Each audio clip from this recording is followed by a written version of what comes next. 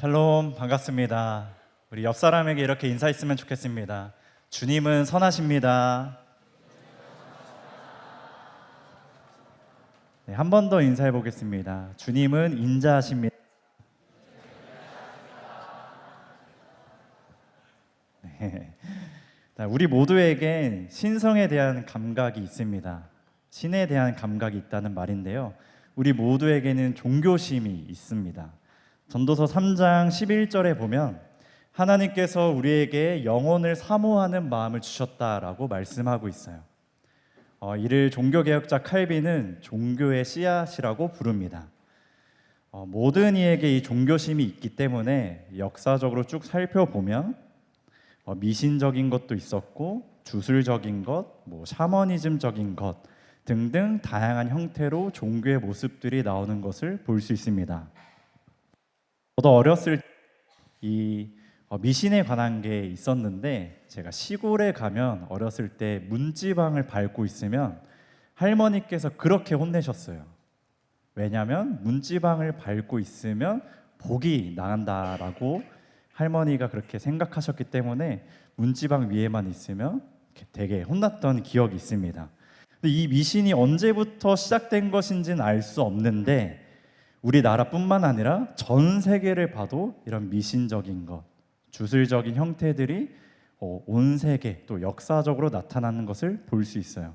이 미신적인 것은 지금 우리에게도 나타나고 있는데, 하겠지만 야구장을 보면, 야구장에 가면 누가 있죠? 내가 가면 승리를 하면 나 보고 뭐라고 해요? 승리 요정이라고 하죠. 요정이 맞는 걸까요? 네, 이런 미신적인 게 우리 안에 참 있습니다. 자, 모든 사람에게 종교심이 있기에 모든 사람은 예배하고 무언가를 섬깁니다. 그것에 의존하기도 하고, 그것을 날마다 생각하기도 하고, 그것을 생각하면서 그 생각대로 살아가는 모습이 있어요. 여기서 문제는 뭐냐면, 합당하지 않은 것을 합당하게 여겨 합당한 것을 드린다는 게 문제입니다. 예배받기에 합당하지 않은 것을 예배받기에 합당한 것으로 착각하여 그것에 우리의 가장 좋은 것을 드린다는 거죠. 그것을 받기에 합당하지 않음에도 불구하고 우리는 착각하여 나의 시간, 노력, 이 모든 것을 드린다라는 거예요. 아까 잠깐 승리 요정을 얘기했지만 야구장을 한번 생각해 볼게요. 우리나라의 야구팀이 몇 개 있죠? 1부 리그에 10개 팀이 있습니다. 제가 이 설교를 준비할 때 1등이 LG였어요. 지금도 1등 LG인가요? 네. 그리고 10등이 키움이었습니다. 우리 청년 중에 키움 팬이 있는 것 같은데 키움이 10등이더라고요. 네. 네. 아, 진배 형제. 아, 네. 10등 괜찮아요. 네. 10등이란 거는 9개 정도 올라갈 수 있는 그 여력이. 네, 여튼 팀마다 팬들이 있어요. 팬들이 있고, 팬들은 각자의 팀을 응원하기 위해 야구장을 갑니다. 팀의 승리를 위해 열렬히 막 응원하죠. 그 응원가도 막 부르면서 찬양을 합니다.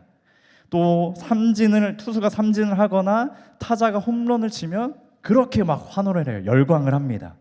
그런데 팀이 지면 고난 가운데 처하죠.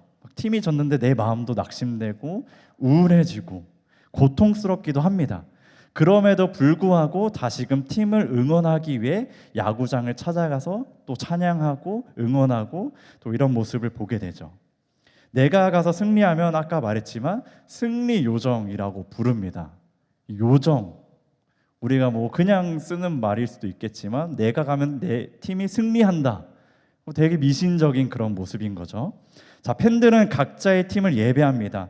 나의 시간과 돈과 노력을 들여서 야구장에 가서 나의 있는 힘을 다해서 그 팀을 응원하죠. 그리고 교제도 해요. 치킨 한 마리를 시켜놓고 그 팀을 같이 응원하거나 서로 응원하면서 교제도 합니다. 이 팀은 예배받기에 합당하지 않은 것이지만 우리는 예배받기에 합당한 것으로 여기면서 그것에 가장 좋은 것을 드리고 있다는 거예요. 그것에 나의 마음을 쏟고 있다라는 거죠. 이것은 야구장뿐만 아니라 이 세상을 살아가는 사람들이 그래요. 모두가 종교심이 있기 때문에 합당하지 않은 것에 눈이 어두워져서 합당하지 않은 것에 합당한 것으로 여겨 나의 가장 좋은 것을 드리는 모습들이 나타나는 거죠. 우리는 어떻습니까? 우리도 예배 받기 합당하지 않은 것에 나의 가장 좋은 것, 내 마음을 쏟고 있진 않습니까? 가장 좋은 것을 우리가 찬양의 고백을 했던 것처럼 하나님께 드려야 하는데 다른 무언가에 드리고 있지 않습니까? 하나님을 예배하는 것보다, 합당하신 하나님께 나의 것을 드리는 것보다 나의 삶이 다른 것을 향하고 있지는 않습니까? 오늘 본문은 레위인의 11조에 대한 이야기입니다. 오늘 우리는 이 레위인이 11조를 왜 드려야 하는지, 11조는 어떠한 것인지, 그것으로 레위인이 얻게 되는 것이 무엇인지를 말씀을 통해 살펴볼 거예요. 그리고 이것을 통해 예배 받기 합당하신 분은 하나님이시구나, 하나님께 나의 가장 좋은 것을 드리는 것이 합당하구나, 이것을 볼 겁니다. 우리 성경을 같이 보면서 한번 쭉 말씀을 볼게요. 26절에 보면 너는 레위인에게 말하여 그에게 이르라 내가 이스라엘 자손에게 받아 너희에게 기업으로 준 11조를 너희가 그들에게서 받을 때에 그 11조의 11조를 거제로 여호와께 드릴 것이라. 28절에도 너희 이스라엘 자손에게 받는 모든 것의 11조 중에서 여호와께 거제를 드리고 라고 말씀하고 있어요.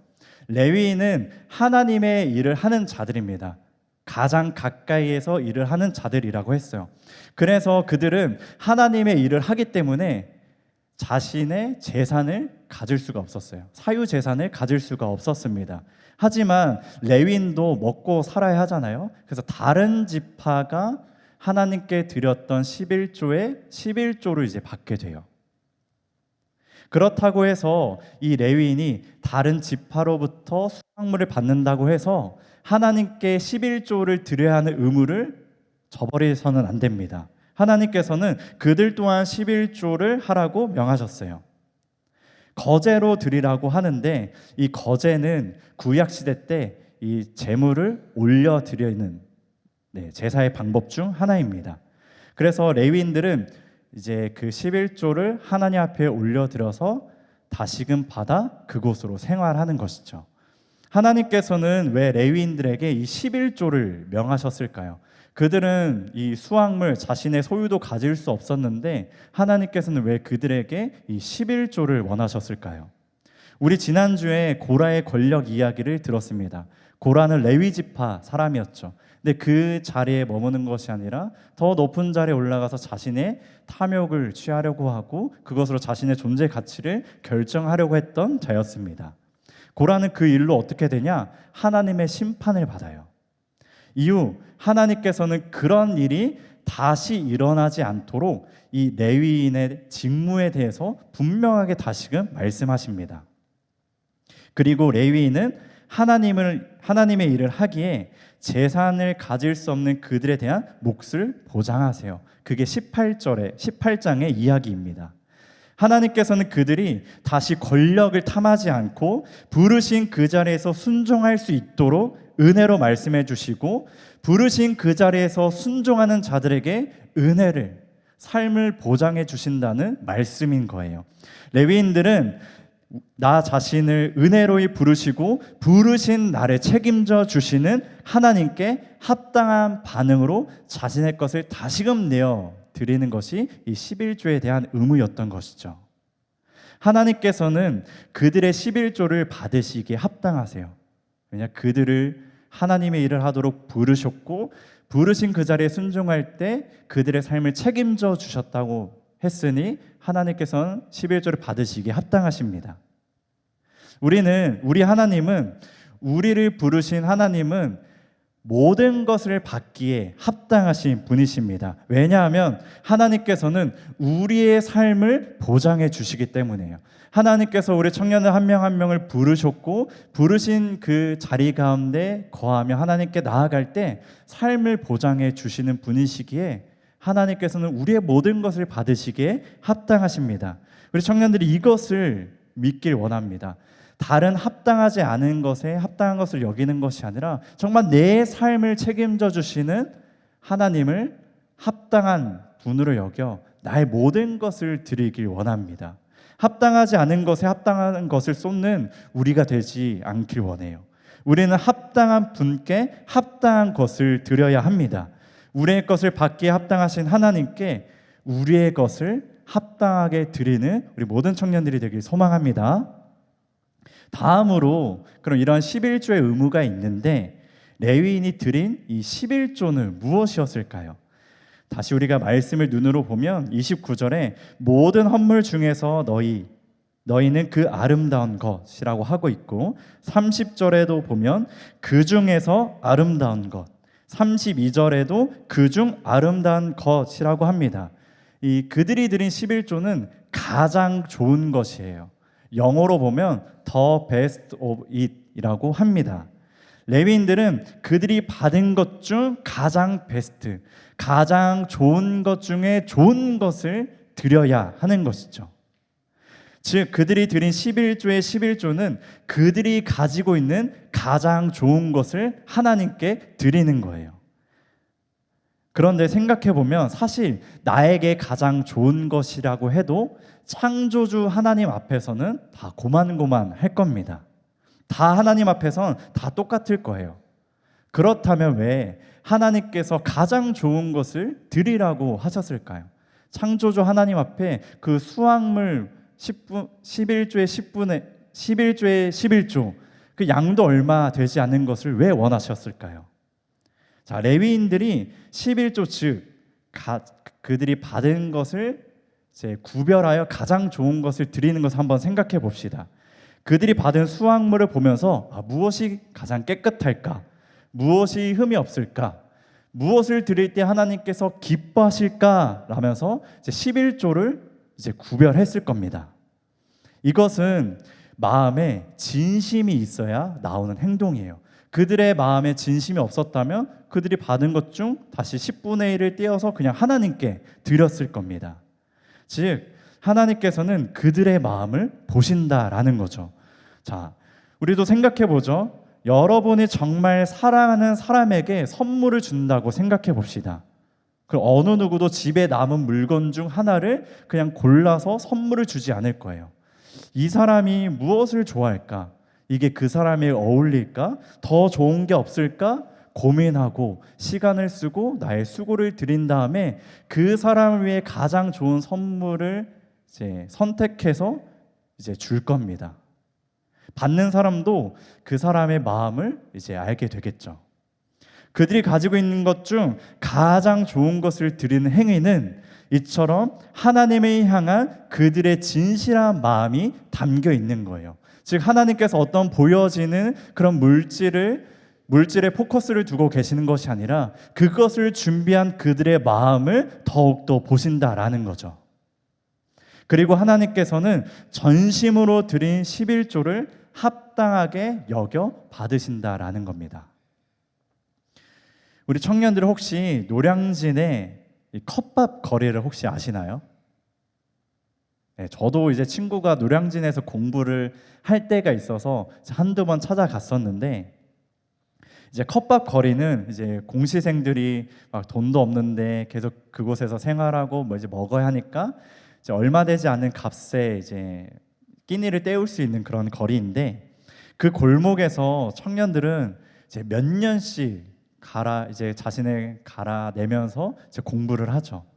불확실한 미래 속에서 꿈과 비전은 사치라고 여겨져서 어떻게든 내가 안정적인 삶을 위해서 그러한 공부를 하고 시간을 쏟고 노력을 쏟습니다. 그런데 제가 기사를 보니까 최근 2030 청년 공무원 이제 1만 명을 조사한 결과가 있었는데 공시생에 합격한 청년들 중 거의 80%가 이 공직을 떠날 준비를 한다고 합니다. 노량진에서 컵밥으로 버티고 그곳에서 시간과 노력을 들여 나의 안정적인 삶을 위해서 그곳에 갔는데 오히려 떠날 준비를 하고 있다는 그런 충격적인 결과를 보게 되었습니다. 그렇게 모든 것을 갈아 넣었는데 왜 그 청년들은 다시 떠날 고민을 하게 되었을까요? 안정을 준다고 믿었던 그 대상이 사실 내 삶을 채워주지 않는다라는 것을 깨닫게 된 거죠. 우리도 다르지 않습니다. 안정적인 삶을 위해서, 삶의 안락함을 위해서 시간과 물질, 나의 가장 좋은 것들을 쏟아붓습니다. 나를 갈아 넣어요. 나의 삶이 안정적으로 되기 위해서, 내가 더 편안하기 위해서, 내가 더 안락하기 위해서 그렇게 시간과 노력을 쏟습니다. 그런데 그 대상이, 그 무엇이 내 삶을 채워줄 만큼 진짜 합당한 대상이었던 적이 있습니까? 우리는 이것을 알면서도 합당하지 않은 것에 합당한 것으로 여겨 나의 가장 좋은 것을 드리며 살아갑니다. 여전히 그것들에 쏟아붓는 인생을 살아가는 거죠. 여전히 그것이 내 삶에 안정감을 준다고 착각하여 나의 마음을 하나님께 드리는 것이 아니라 그 무엇에 내 마음을 쏟고 있습니다. 우리 삶에는 수많은 변수들이 있어요. 내가 내 삶을 계획한다고 하지만 계획대로 되지 않는 것이 우리들의 인생입니다. 하지만 우리는 어떻게든 그 변수를 줄여 내 인생의 불확실함을 줄이고 싶죠. 내가 내 인생을 꽉 잡고 가고 싶어요. 불확실함은 내 삶에 너무나 안정을 주지 않기 때문에 내가 내 삶을 통제하여서 안정적인 삶을 살고 싶은 그런 마음인 거죠. 그래서 무엇이 필요합니까? 내 삶이 안정적이기 위해서, 내가 내 삶을 통제하기 위해서 우리에게 필요한 것은 무엇이죠? 돈이 필요해요. 돈이 우리를 자유롭게 여긴다라고 생각하기 때문에 돈이 있어야 내 삶을 통제하고 내가 자유롭게 살 수 있다라고 내가 여기기 때문에 그러한 것에 우리의 시간과 노력을 쏟고 있습니다. 우리 청년들도 잘 알고 있지 않습니까? 돈이 없으면 아무것도 계획대로 할 수 없다는 것을 우리는 느끼고 있어요. 막막하고 불안하고 삶의 안정감을 상실합니다. 그런데 돈이 있다고 해서, 내가 어떤 물질을 갖고 있다고 해서, 아니 다른 무언가가 있다고 해서 내 삶에 안정감을 줄 수 있습니까? 내 삶을 온전히 통제하고 내 삶을 내가 부여잡고 산다고 해서 우리 안에 있는 이 불안이 사라집니까? 우리는 진짜 자유합니까? 합당하지 않은 것을 합당하게 여겨 살아갈 때 우리는 진정으로 자유함을 얻습니까? 우리가 감기 걸리는 것도 통제할 수 없는데 과연 우리가 내 삶에 있는 어떤 무엇을 통제할 수 있습니까? 그런데 너무나 안타깝게도 우리는 내 삶을 통제할 수 있다라고 착각하여 합당하지 않은 것에 합당한 것으로 여겨 나의 모든 것을 쏟아붓고 있다라는 거죠. 생각해 보면 이 통제하고 싶다라는 마음의 본질은 결국 내가 내 자신을 지킬 수 있다라는 마음인 거예요. 믿음인 것이죠. 내 계획, 내 노력, 내가 쌓아온 것들이 나를 지켜줄 것이라는 믿음, 그 믿음의 대상은 하나님이 아니라 바로 통제하고자 하는 바로 나 자신이었던 거죠. 우리는 믿음이 없는 게 아니라 다만 그 믿음이 합당하신 하나님께 있는 것이 아니라 합당하지 않은 내 삶을 통제할 수 있을 것만 같은 그 무엇에 우리의 마음이 향하고 있다라는 거죠. 하나님께서는 가장 좋은 것을 우리에게 원하고 계시는데 우리는 하나님이 아니라 뭔가 내 삶을 자유롭게 해줄 것 같은, 내 삶을 통제할 수 있을 것 같은 것을 합당하게 여겨 그것에 내 마음을 쏟는다라는 것이죠. 우리 예수님은 어떠셨을까요? 우리 예수님은 우리와 전혀 달랐어요. 자신의 삶 전체에서 하나님만이 합당하신 분이심을 아셨고 합당하신 분께 합당한 모든 것을 드렸고 그것을 삶으로 살아내셨습니다. 예수님께서 본격적으로 구원의 역사를 이루어 가시기 전에 사단의 유혹을 받습니다. 3번의 유혹이 있었는데 마지막 유혹은 마귀가 예수님을 데리고 지극히 높은 산으로 데려가서 너가 내게 절하면 천하 만국과 그 영광을 보여주겠다라고 이렇게 유혹을 해요.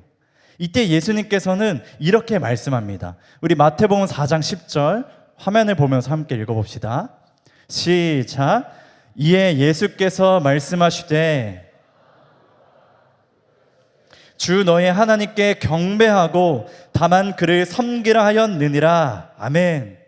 하나님께서는 분명히 아셨어요. 주 하나님께 경배해야 된다는 것. 다른 어떤 것을 합당하게 여겨 섬기는 것이 아니라 하나님을 섬기라고 예수님 분명히 아셨고, 그러한 삶을 우리 예수님께서는 사셨습니다. 예수님께서는 하나님만이 예배받기에 합당하신 분임을 아셨어요. 그리고 예수님은 아신 것으로 그치지 않고 하나님께 합당한 것을 드렸습니다. 예수님은 자신의 시간과 노력, 그 모든 것을 하나님 앞에 올려드리는 삶을 사셨어요. 그것이 합당한 것임을 아셨기에 그렇게 행하셨습니다. 예수님께서 항상 자신의 뜻보다 아버지의 뜻을 위하여서, 그것이 합당한 것을 아셨기 때문에 그렇게 사셨어요. 우리 누가복음 22장 42절도 함께 읽어봅시다.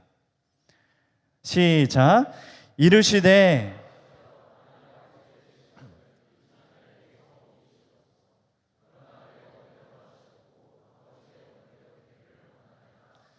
예수님께서 새벽에 감람산에서 기도하신 내용이죠. 기도의 내용이 어떻습니까? 예수님은 아버지의 원대로, 아버지의 뜻대로, 아버지의 계획대로 되기를 원하셨어요. 왜냐하면 그것이 합당하기 때문입니다. 예수님일지라도 아버지의 뜻을 거스를 수 없어요. 그것은 합당하지 않기 때문이죠. 합당하신 하나님께 합당한 것을 드린 것의 절정은 무엇이냐면 예수님께서 자기 자신을 하나님께 드린 거예요. 히브리서 9장 14절도 우리 함께 읽어봅시다. 시작. 하물며 영원하신 성령으로 말미암아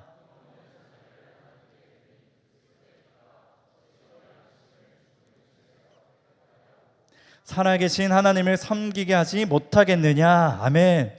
예수님께서는 몸소 제물이 되셔서 흠없는 자신을, 자신의 생명을, 자신의 목숨을 하나님께 드립니다. 가장 좋은 것을 하나님께 드린 것이죠.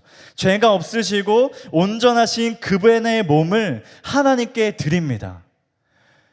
우리 주님께서 왜 자기 자신을 하나님께 드린 것입니까? 예수님께서는 우리가 허물과 죄로 죽은 것에 너무나 가슴 아파하셨어요.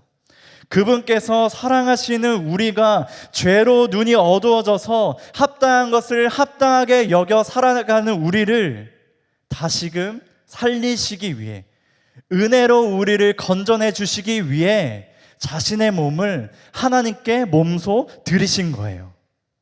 합당하신 하나님께 합당한 것을 드림으로 예수님께서는 그것을 우리에게 주시기 위해 또한 그렇게 행하셨다라는 거죠. 예수님께서는 자기 자신을 합당하게 하나님께 드림으로 우리를 구원하셨습니다. 예수님은 우리들의 양심을 깨끗하게 하셔서 우리로 하여금 합당하지 않은 것을 합당하게 여겨 살았던 우리의 삶에서 떠나게 하셨습니다. 내 삶을 통제하면서 발버둥 치는 인생에서, 내 삶을 내가 쥐어잡고 살아갔던 인생에서 우리를 건져내 주셔서 다시금 살아계신 하나님을 섬길 수 있도록 그렇게 행하셨다라는 거예요. 예수님께서 합당하신 하나님께 합당한 것을 드림으로 우리 또한 이제 합당하신 분께 합당한 것을 드릴 수 있도록 자신의 몸을 내어주셨다라는 거예요. 우리 히브리서 9장 14절을 우리 한 번 더 읽어봅시다. 시작. 하물며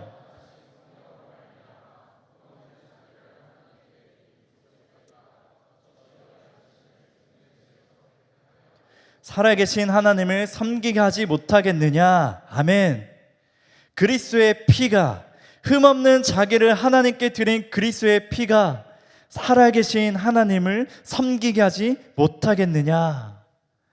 이 말씀처럼 우리 주님께서 자기 자신을 합당하게 내어드렸고 그것이 우리의 것이 되어 우리 또한 살아계신 하나님을 섬길 수 있다라는 거예요. 예수님께서 합당하신 하나님께 합당한 것을 드린 것은 우리를 위한 희생이었습니다. 통제하는 삶의 자유함을 주시기 위해, 내가 삶을 주도하렸던 인생에서 주님께 맡겨드린 삶으로 변화시키기 위해, 나 자신을 섬기는 것이 아니라 합당하신 하나님을 섬길 수 있도록 우리를 위해 자기 자신을 버리시고 희생을 우리에게 보여주신 것이죠. 예수님께서는 자기 자신을 하나님께 드림으로 우리는 통제하려고 했던 삶에서 벗어나 더 이상 합당하지 않은 것을 합당한 것으로 여기며 살 수 없습니다. 우리에게 부어진 그 은혜가 있다면 우리는 이제 합당하지 않은 것을 합당하게 여겨 살아가서는 안 되는 거예요. 합당하신 하나님께 합당한 것을 드려야지, 합당하신 하나님께 나의 모든 것을 쏟아내어야지, 다른 어떤 것에, 하나님 외에 다른 어떤 것에 쏟는 인생을 살아가서는 안 된다라는 거예요. 그러면 예수님의 이 십자가가 너무나 우리의 인생에 헛되게 흘러가는 거죠. 우리는 예수님으로 인해 영적 어두움에서 깨어나 하나님의 합당하심을 알아갑니다. 빛 대신 주님께서 우리 가운데 어둠을 걷어가시고 빛을 비추어 주셔서 합당하신 하나님을 알 수 있게 해주셨다라는 거예요. 그러기에 우리는 합당하신 하나님께 합당한 것을 드리기 위해 살아계신 하나님을 더욱더 알아가야 합니다. 하나님께서 어떠한 분이신지, 하나님께서 무엇을 행하셨는지를 더욱더 알아가야 한다라는 거죠. 우리에게 하나님을 더욱더 알아가는 그 기쁨이 있길 원합니다. 우리 안에 영적 어두움이 예수 그리스도의 빛으로 사라져 허망한 것을 보며 살아갔던 우리가 참된 것을 바라보며 그 안에서 참된 생명과 참된 만족과 참된 안식을 누리며 살아가길 간절히 소망합니다. 우리에게 있던 영혼을 사모하는 마음이 합당하지 않은 것들로, 다른 그 무엇으로 채워지는 것이 아니라 하나님으로 채워져 불안한 인생이 편안한 인생으로 바꾸어지길 소망합니다. 우리가 합당하신 하나님을 더욱더 알아간다면 우리는 가장 좋은 것을 하나님께 드릴 거예요. 가장 좋은 것의 핵심은 하나님을 향한 마음, 하나님을 향한 믿음입니다. 우리들의 시간과 물질, 수고와 노력 등 나의 모든 것이 하나님을 향해 맞춰지는 것이죠. 합당하지 않은 것이 아니라 진정으로 합당하신 하나님께 나의 모든 삶의 방향성이 맞춰진다라는 거예요.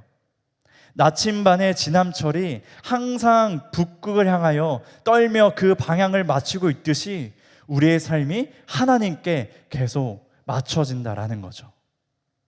나의 모든 삶의 양식들이 하나님을 위한 것으로 변화되고 우리는 그 안에서 자유함을 경험하게 됩니다.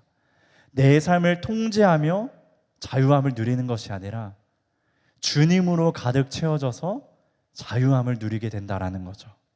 우리 빌립보서 2장 17절도 함께 읽어봅시다. 시작. 만일 나는 기뻐하고 너희 무리와 함께 기뻐하리니. 아멘.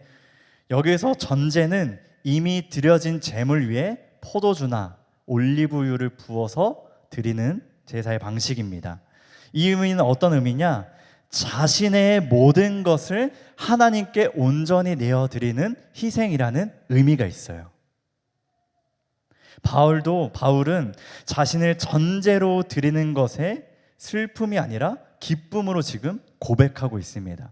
바울이 자신의 생명조차 조금도 귀한 것으로 여기지 않고 하나님과 성도를 향해 아낌없이 자신의 모든 것을 부어드릴 수 있었던 이유는, 그리고 그 모든 것을 부었을 때 기뻐할 수 있었던 이유는 그도 전제로 부어지신 예수님의 사랑과 은혜를 입었기 때문입니다.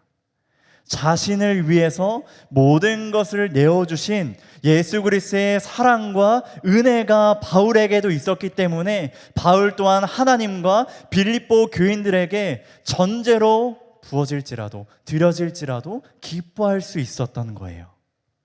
그는 예수님의 사랑으로 합당하신 하나님을 보게 되었고 자신의 전부를 하나님께 드린 것이죠.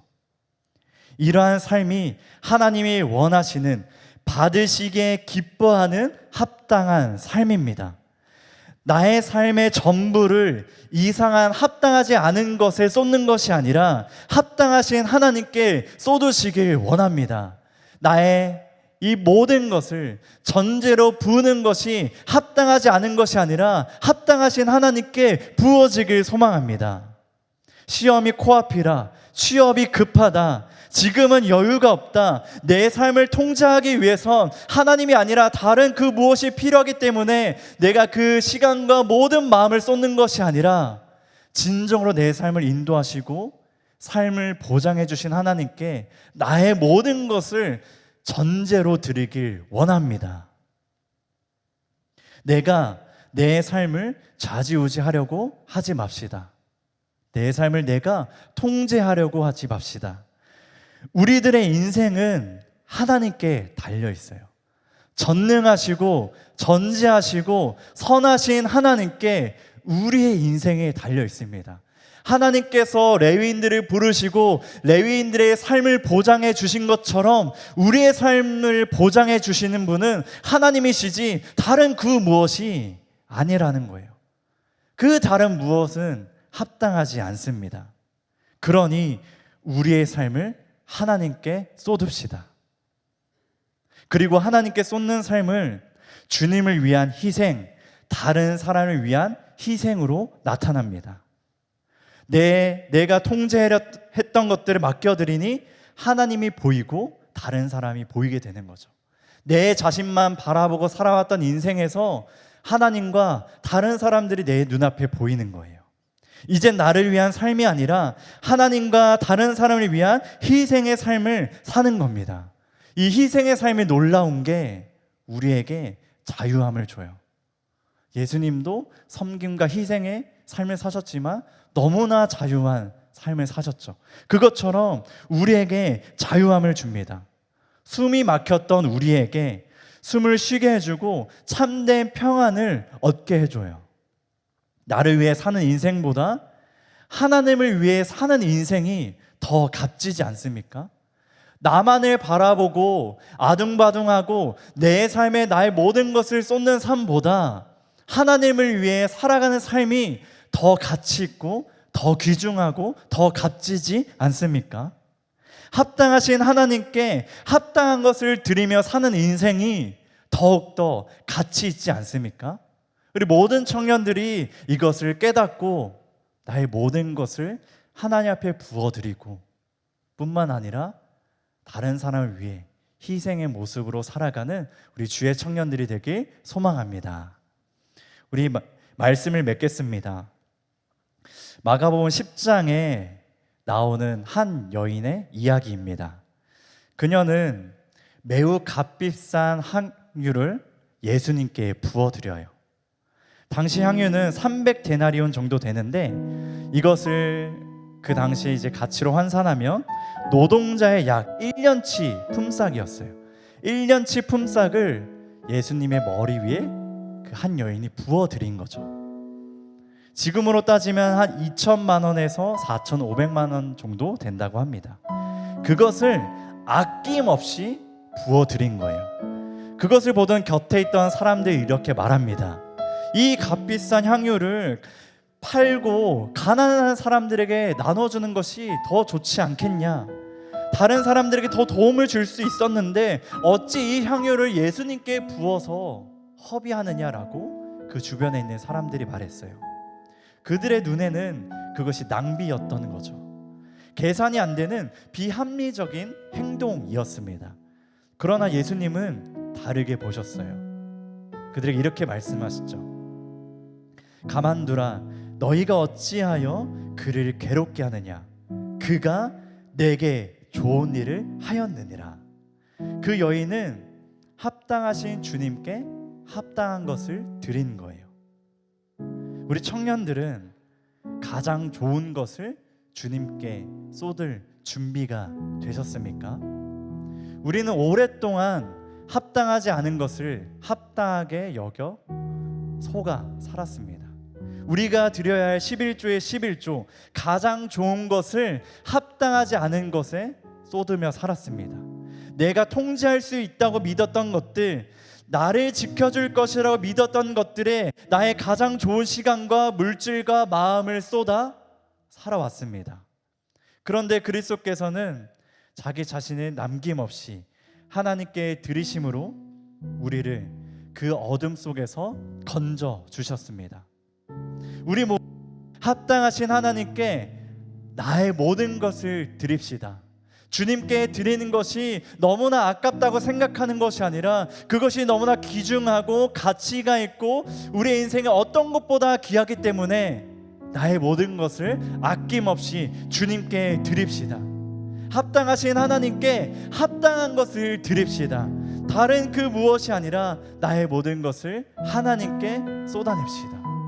그리고 그것이 우리의 삶에서 희생으로 나타나 다른 사람 위해 나의 모든 것을 드리고 자기 중심적인 삶이 아니라 하나님이 원하시는 그런 모습으로 공동체를 이루어가고 나의 모든 시간들을 영혼을 위해, 영원한 가치를 위해 그것을 부여잡고 살아가는 우리 모두가 되길 소망합니다. 그리하여 하나님께서 내 삶을 보장하시고 이끄시고 인도하심을 경험하며 주님 안에서 자유함을 누리시길 주님의 이름으로 축복합니다. 아멘.